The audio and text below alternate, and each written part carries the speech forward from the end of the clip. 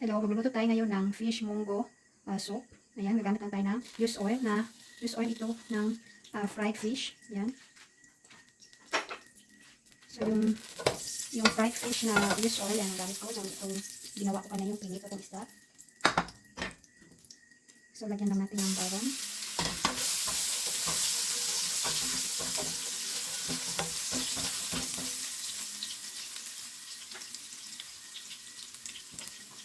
Sibuyas.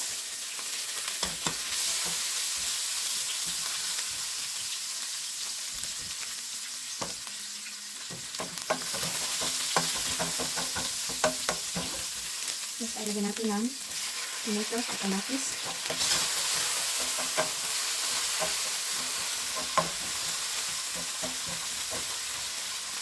Mas maganda kung hinog na hinog ang kamatis para madali siyang ayun, madurog at saka mas malasa ang ating lutuing fish munggo na sabaw.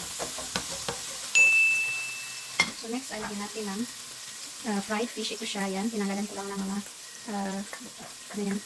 bones.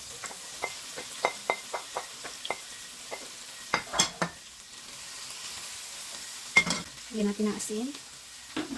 Lagyan natin ng seasonings. Pinakulo ang munggo. Ayan, munggo beans. Ito siya. So, lagyan natin ng munggo beans.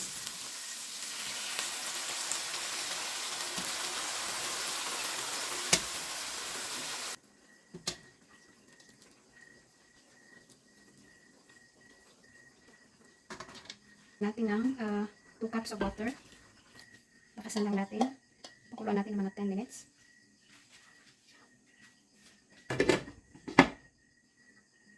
So, ayan, kumukulo na. Haluin lang muna natin. Munggo.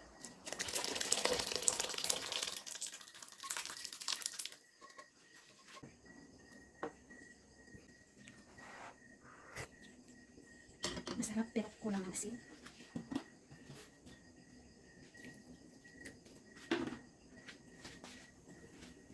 Pakuluan ulit ng 10 minutes.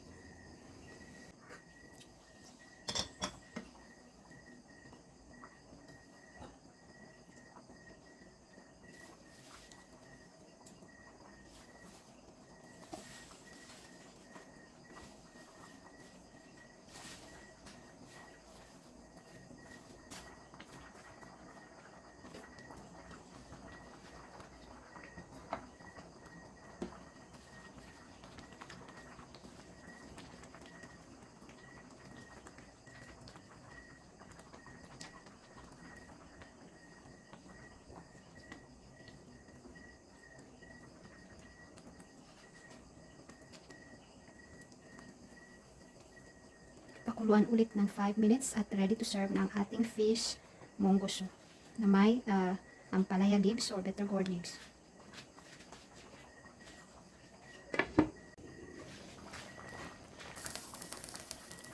So, para ang sikreto para hindi siya mapait, huwag lang siyang haluin ng haluin. Dapat i-press down lang siya ng ganyan. Para hindi mapait yung sabaw. Ganyan lang. Dahil mapait yung ampalaya. So, dapat wag lang haluin. Ganyan lang. Tignan natin ulit.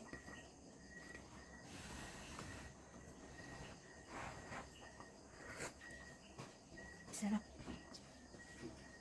Tama lang yung lasa niya.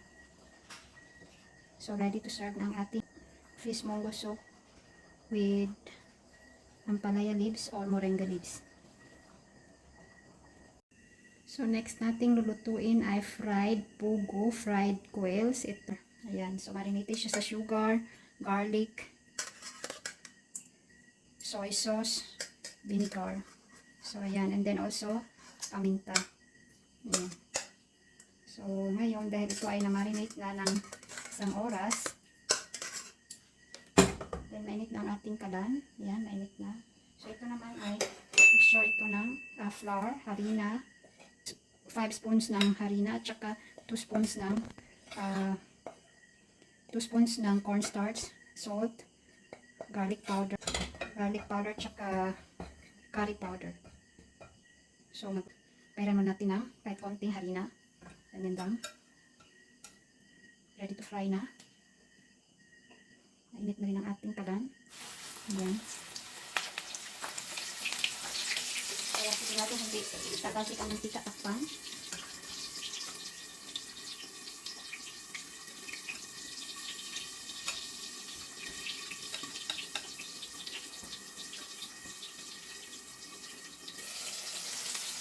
Ayan.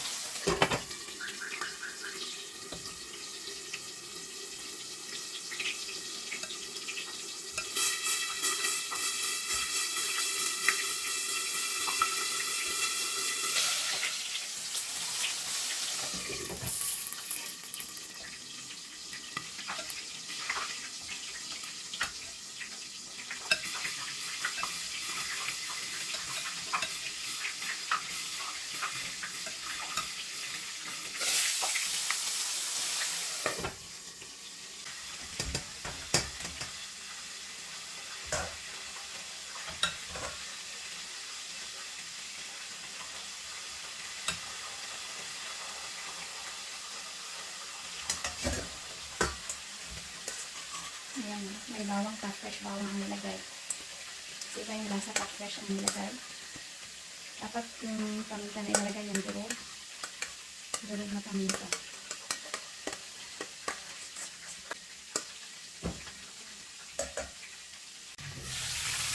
So, ayan, halit pa naman natin.